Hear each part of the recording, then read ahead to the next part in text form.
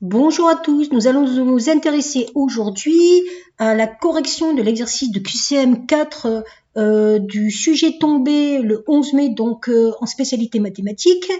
Alors la particularité de ce QCM, c'est qu'on ne demande aucune justification, qu'il n'y a qu'une seule réponse et s'il y a une réponse fausse, il n'y aura pas de point enlevé.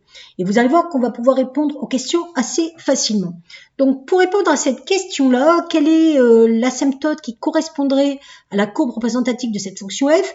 La première chose à faire, c'est de tracer la courbe sur sa calculatrice et de vérifier les asymptotes à quel endroit elles sont. On peut aussi déterminer l'asymptote à partir de la limite. Si on prend la limite de la fonction f en plus l'infini, on se rend compte qu'ici le terme dominant c'est moins 2x au carré et en bas c'est x au carré.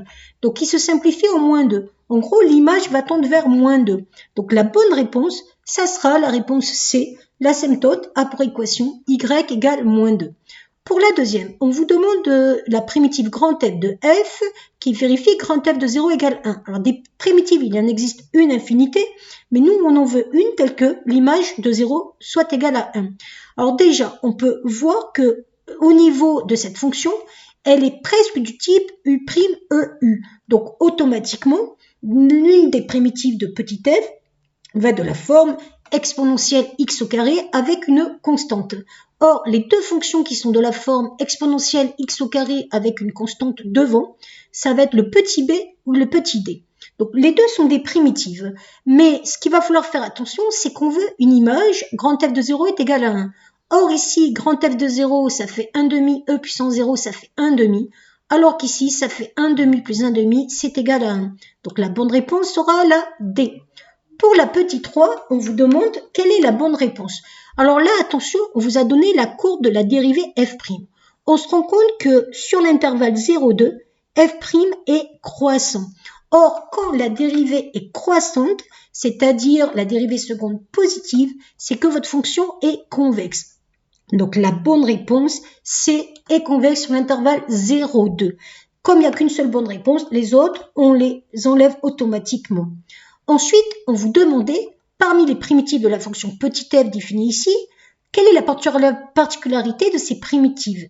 Alors, si il faut bien se rappeler quelque chose, c'est que si grand f est une primitive de petit f, c'est que la dérivée de grand f est égale à petit f. Donc, en gros, on est en train de vous dire que petit f est la dérivée de grand f et petit f est positif. Donc, la bonne réponse, c'est que toutes les primitives de petit f sont croissantes.